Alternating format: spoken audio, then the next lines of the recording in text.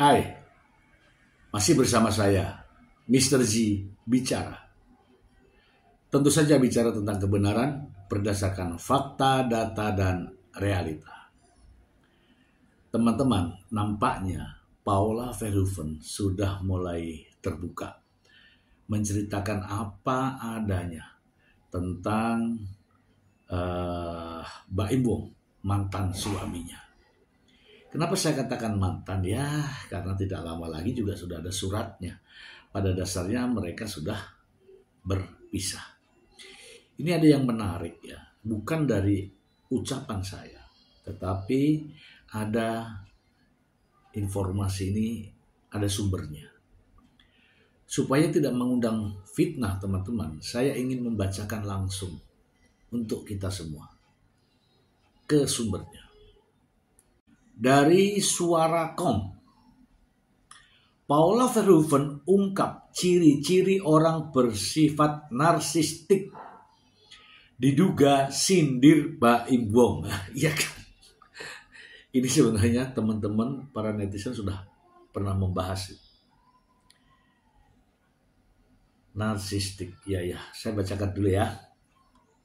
Suara.com, Paula Verhoeven kembali menjadi sorotan setelah mengunggah sebuah tulisan di Instagram story-nya yang diduga membahas tentang seseorang yang sifat narsistik atau Narcissistic Personality Disorder (NPD).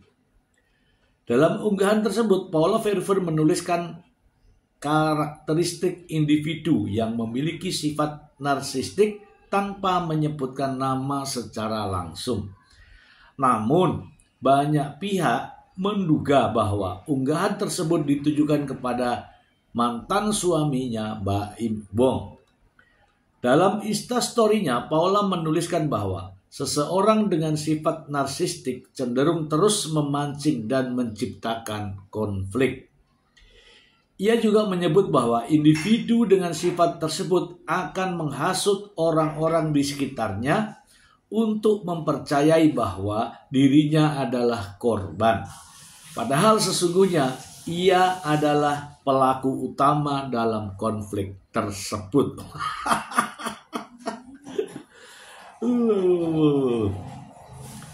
Narsistik atau NPD akan terus memancing dan menciptakan konflik, lalu menghasut orang sekitarnya untuk percaya dan harus percaya bahwa dirinya adalah korban. Dan korban sesungguhnya adalah pelakunya, tulis Paula Verhoeven dalam unggahan tersebut. Ini sudah tajam ya teman-teman. Paula juga menambahkan bahwa orang yang bersifat narsistik selalu haus akan perhatian dan tidak ragu untuk memutarbalikkan fakta demi mendapatkan perhatian yang mereka inginkan. Wow. Narsistik butuh constant attention, sekalipun harus menciptakan konflik dan memutarbalikkan fakta. Itu nggak masalah sama sekali bagi narsistik, sambungnya. Di akhir tulisannya, Paula mengungkapkan bahwa orang-orang terdekat dari individu narsistik biasanya menjadi korban terbesar dari perilaku tersebut. Jahatnya lagi, korban terbesarnya selalu orang terdekatnya yang justru peduli padanya, tutupnya. Meskipun Paula tidak menyebut nama dalam unggahannya, publik mulai berspekulasi bahwa tulisan tersebut merupakan sindiran halus untuk Mbak Im Wong. Dugaan ini semakin menguat karena saat ini hubungan rumah tangga mereka sedang berada di ujung tanduk dan tengah bergulir di Pengadilan Agama Jakarta Selatan. Hingga kini, sidang perceraian antara Paula Verhoeven dan Mbak Im Wong masih berlanjut. Kabarnya putusan sidang akan dibacakan pada Kamis mendatang. Permasalahan utama dalam sidang ini diduga berkaitan dengan perselingkuhan dengan menuntut hak asuh anak. Baik Mbak Im Wong maupun Paula Verhoeven sama-sama menginginkan hak asuh anak penuh atas dua putra mereka. Seperti diketahui, gugatan cerai diajukan oleh Mbak Imbong ke Pengadilan Agama Jakarta Selatan diduga adanya perselingkuhan yang dilakukan oleh Paula Verhoeven disebut-sebut menjadi salah satu alasan utama di balik gugatan tersebut. Namun hingga saat ini belum ada pernyataan resmi dari kedua belah pihak mengenai alasan pasti perceraian mereka.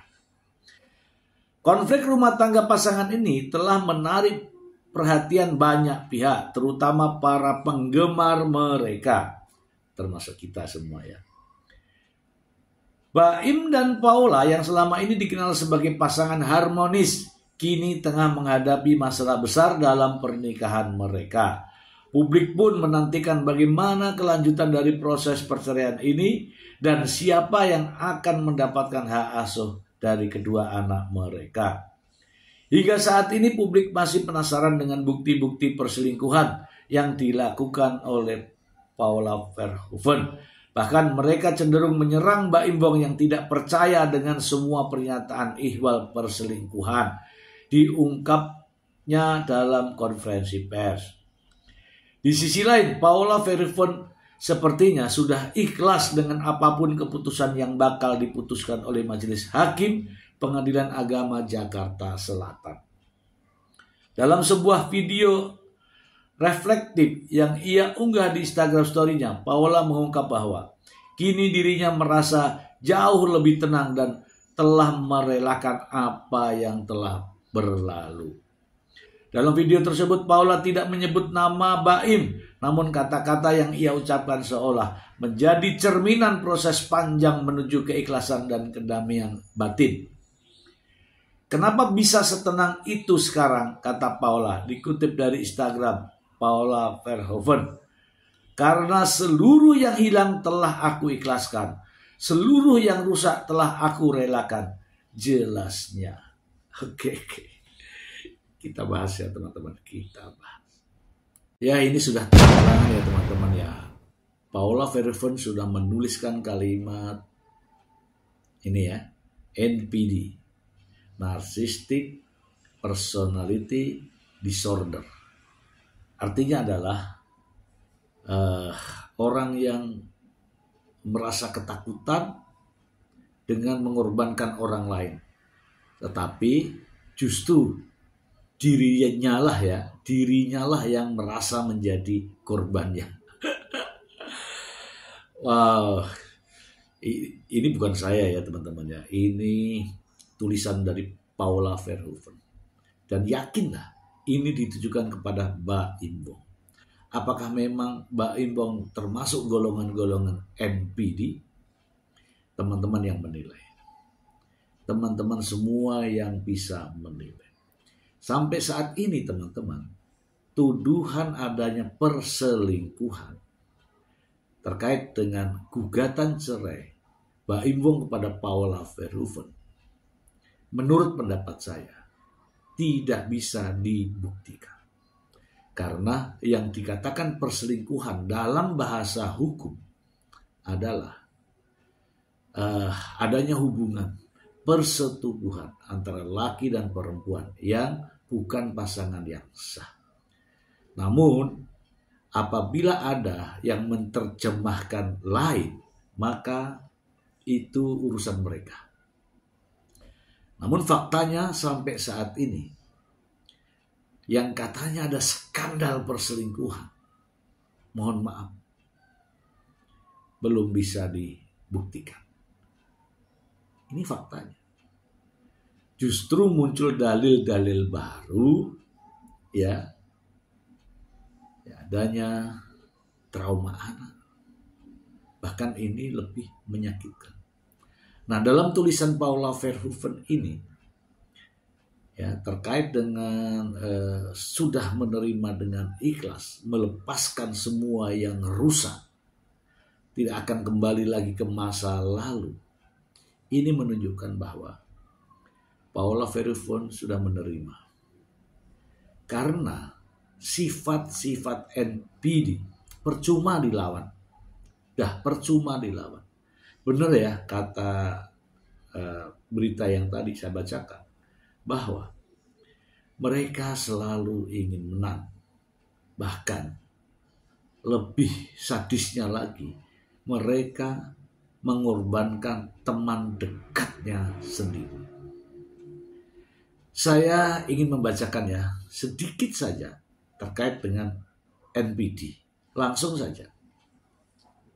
NPD adalah singkatan dari Narcissistic Personality Disorder, atau dalam bahasa Indonesia dikenal sebagai gangguan kepribadian narsistik, yaitu kondisi mental di mana seseorang memiliki rasa diri yang berlebihan, kebutuhan akan perhatian dan pengagungan, serta kurangnya empati terhadap orang lain.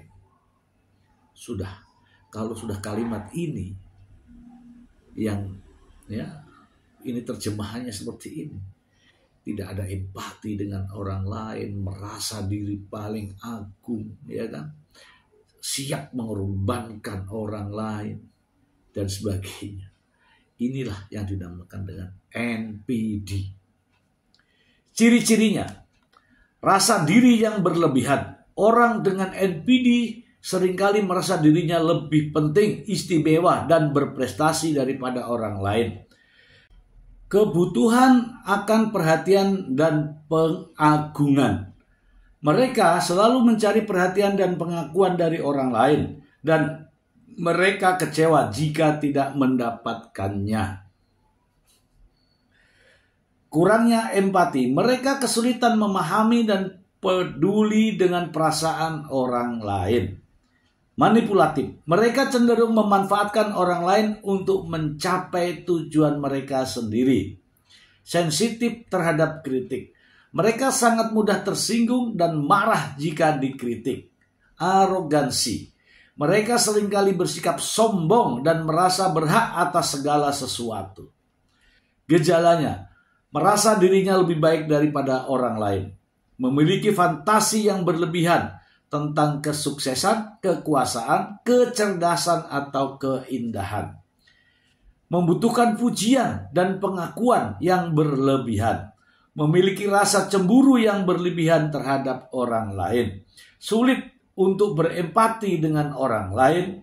Memanfaatkan orang lain untuk kepentingan pribadi. Menolak kritik dan selalu merasa benar. Dan sebagainya, dan sebagainya. Banyak sekali ya. Penting dan untuk diingat, tidak semua orang yang memiliki sifat-sifat narsistik mengalami NPD. Orang dengan NPD seringkali tidak menyadari bahwa mereka memiliki masalah. Oh, begitu ya. Wah, ini perlu konseling. Oke, teman-teman ya. Ini terkait dengan NPD, saya sudah bacakan ya. Ngeri ya ternyata, justru orang itu tidak merasa bersalah padahal apa yang dilakukan itu salah. Ya begitulah faktanya. Ya, salah satu contoh, konferensi pers terkait dengan perceraian istrinya yang katanya ada pengkhianatan, adanya perselingkuhan dan sebagainya. Itu orang lain mengatakan itu salah, nggak boleh kamu ucapkan begitu. Tapi dirinya merasa bahwa aku nggak bersalah, itu kan apa adanya. Aduh. Ada satu lagi ya teman-teman ya. Satu lagi saya ingin bacakan untuk Anda. Ini juga penting buat kita semua untuk edukasi diri kita dan informasi tentang berita terkait dengan Paula Verhoeven. Ya, langsung saja kita ke sumbernya. Dari Sindonews, Paula Verhoeven ungkap hidupnya lebih tenang, isyaratkan sudah ikhlas berpisah dari Baim Wong. Jakarta, Paula Verhoeven akhirnya angkat suara mengenai kondisinya di tengah proses cerainya dengan Baim Wong. Dalam sebuah video reflektif yang ia unggah di Instagram pribadinya, Paula mengungkap bahwa kini dirinya merasa jauh lebih tenang dan telah merelakan apa yang telah berlalu. Pernyataan tersebut diduga sebagai bentuk isyarat bahwa Paula Verhoeven sudah berdamai dengan keputusan besar yang pernah ia ambil, yaitu bercerai dari Mbak Imbong, pria yang menikahinya sejak 2018 dan dikaruniai 2 orang putra. Dalam video tersebut, Paula tidak secara eksplisit menyebut nama Mbak Imbong, namun kata-kata yang ia ucapkan seolah menjadi cerminan proses panjang menuju keikhlasan dan kedamaian batin. Kenapa bisa setenang itu sekarang? Kata Paula, dikutip dari Instagram @paulaverhoeven, Kamis 3 April 2025. Model 37 tahun itu kemudian menjelaskan bahwa ketenangan yang kini dirasakannya adalah buah dari keputusannya untuk melepaskan dan merelakan segala hal yang dulu membebaninya. Karena di seluruh yang hilang telah aku ikhlaskan, seluruh yang rusak telah aku relakan, jelasnya. Paula juga mengisyaratkan bahwa dirinya kini lebih pasrah pada takdir dan tidak ingin lagi memperdebatkan apa yang telah digariskan oleh Tuhan. Segala yang membebani telah aku lepaskan dan segala yang ingin pergi tak pernah aku tahan lagi. Lantas takdir mana lagi yang harus ku perdebatkan dengan Robku, lanjutnya. Keren ini, keren. Tak hanya itu, ia menyinggung soal bagaimana dirinya kini mampu menghadapi penilaian orang lain tanpa merasa terbebani. Dan level tertinggi berdamai dengan diri sendiri adalah tidak masalah kalau orang lain salah paham tentangmu.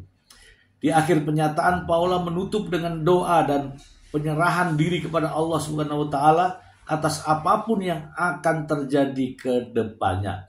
Karena Allah Maha tahu segalanya, aku pasrahkan semua padamu ya Allah. Waktulah yang akan menjawabnya, tandasnya. Wah, ini kita bahas sedikit ya teman-teman ya. Teman-teman masih ingat ya, ketika pertama kali Mbak Imbong konferensi pers yang menyatakan bahwa ada pengkhianatan oleh Paula Verhoeven. Satu, apa yang terjadi dengan orang-orang lain? Pastinya di awal, masa iya sih Paula gitu? Dan bagaimana perasaan Paula ketika itu? Astagfirullah, begitu ya pastinya. Kemudian ditambah lagi, dalam perjalanannya dikatakan sebagai penyebab trauma anak. Bagaimana perasaan Paula ketika itu? Masya Allah, seorang ibu saja dikatakan sebagai penyebab trauma anak. Sehingga anak-anaknya tidak mau bertemu dengan Paula Verhoeven. Itu disebutkan juga oleh Mbak Imbong dan pengacaranya.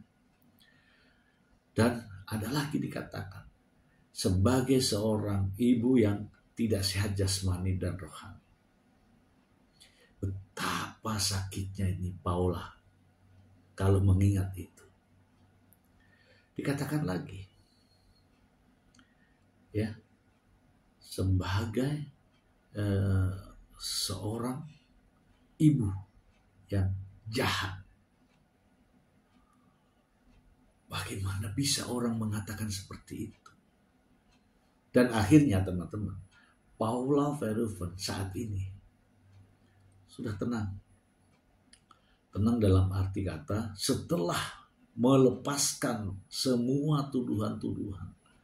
Setelah tidak lagi menjadi beban apa ocehan orang. Justru Paula Verhoeven justru nampak fresh. Ya, seperti disebutkan tadi. Saya ikhlaskan. Artinya apa? Sudah. Biarkanlah yang berlalu. Oke, berlalu biarkan. Tidak perlu kita tengok lagi. Kita harus tatap ke depan. Inilah prinsip dan kita semua harus memiliki optimisme. Siapa saya? Siapa kita? Dan harus melakukan apa? Kalau selalu meratapi masalah-masalah, meratapi kondisi, ya tidak akan ada selesainya. Yang benar ya harus menatap ke depan.